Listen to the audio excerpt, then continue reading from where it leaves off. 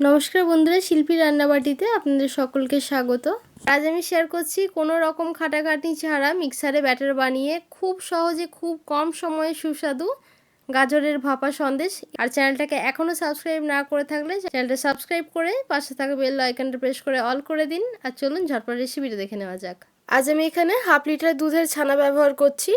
আর perfect ছানা কিভাবে বানাতে হয় সেটা যদি আপনারা দেখতে চান, আমার নলেন গুড়ের সন্দেশের যে ভিডিওটা আছে সেটাতে কিন্তু আমি শেয়ার করেছি, সেটার লিঙ্ক আমি ডেসক্রিপশন বক্সে দিয়ে দেবো। ভিডিও অযথা লম্বা হবে, তাই আমি আর ছানা বানানোটা এখানে দেখালাম না। আপনারা চাইলে ওই ভিডিওতে দেখে নিতে পারেন।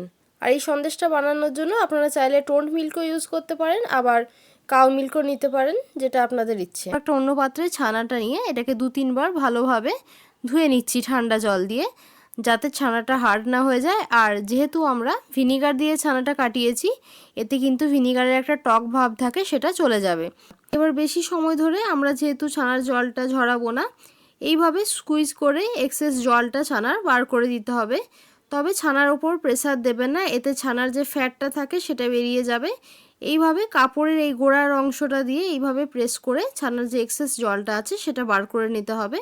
রসগোল্লা বা অন্যান্য মিষ্টি বানানোর ক্ষেত্রে যেরকম পারফেক্টভাবে জল ঝরাতে হয় সেটার কোনো প্রয়োজন নেই, এক্সেস জলটা বার করে নিলেই হবে।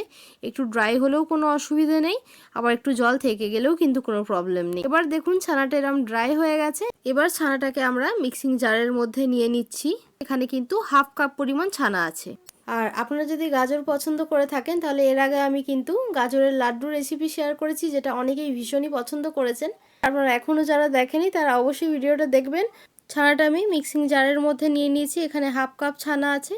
হাফ কাপ ছানার জন্য আমি দিয়ে দিচ্ছি সামান্য পরিমাণে এলাচ গুঁড়ো। আপনারা অন্য কোনো ফ্লেভারও চাইলে অ্যাড করতে পারেন, আবার কোনো রকম ফ্লেভার ছাড়াও বানাতে পারেন। আর দিয়ে দিচ্ছি 3 টেবিল চামচ চিনি। চিনিটা আপনারা আপনাদের পছন্দ মতো একটু কম বা বেশি দিতে পারেন, তবে খুব বেশি চিনি কিন্তু ব্যবহার করবেন না।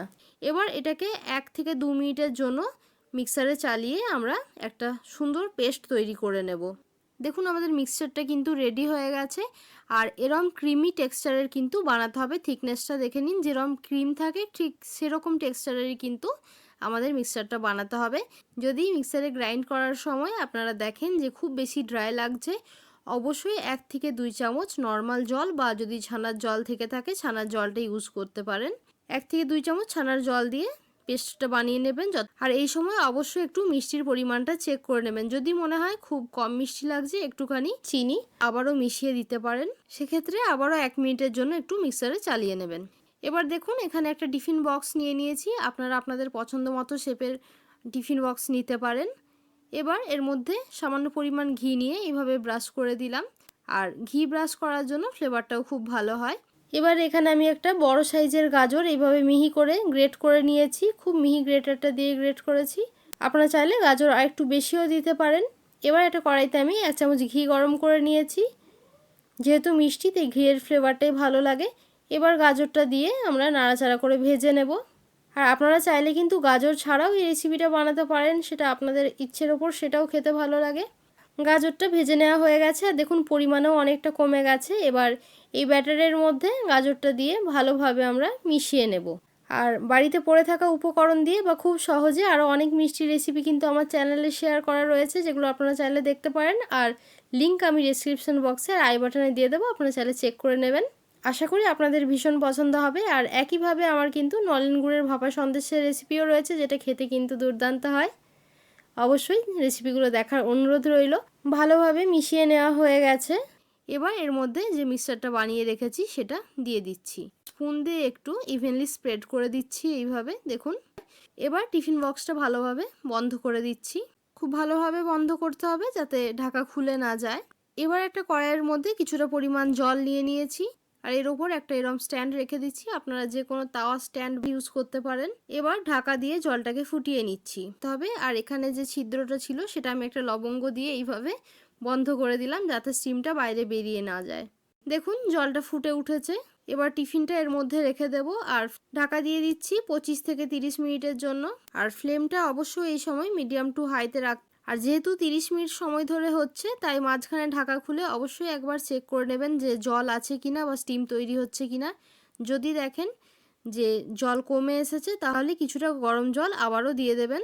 25 থেকে 30 মিনিটের বেশিও কিন্তু করবেন না, তাতে কিন্তু ওভারকুক হয়ে যাবে, সন্দেশটা হার্ড হয়ে যেতে পারে। তাই 25 মিনিট থেকে 30 মিনিট যথেষ্ট।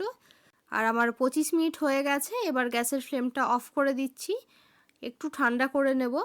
দেখুন ঠান্ডা হয়ে গেছে, সাইডে কিন্তু নিজে থেকেই বেরিয়ে আসছে। তবুও একটা নাইফের সাহায্যে আপনারা এইভাবে সাইডটা একটু চালিয়ে নিতে পারেন। একটু চেক করে নিচ্ছি পারফেক্ট সেদ্ধ হয়েছে কিনা। একটা টুথপিক দিয়ে চেক করে নিচ্ছি, দেখুন ক্লিন বেরিয়ে আসছে, অর্থাৎ সন্দেশটা কিন্তু পারফেক্ট রেডি হয়েছে। আর যদি দেখেন যে গায়ে কিছু লাগছে টুথপিকের গায়ে, তাহলে অবশ্যই আরও 5 থেকে 10 মিনিটের জন্য আপনারা স্টিম করে নিতে পারেন।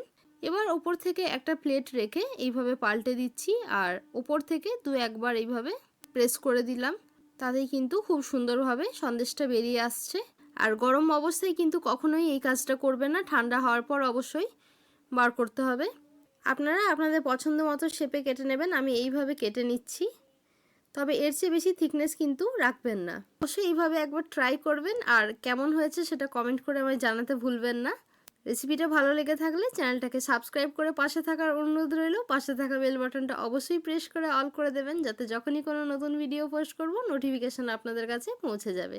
দেখা হবে আবার একটা নতুন রেসিপি নিয়ে। ততক্ষণের জন্য ভালো থাকবেন, সুস্থ থাকবেন, সকলকে ভালো রাখবেন। ধন্যবাদ।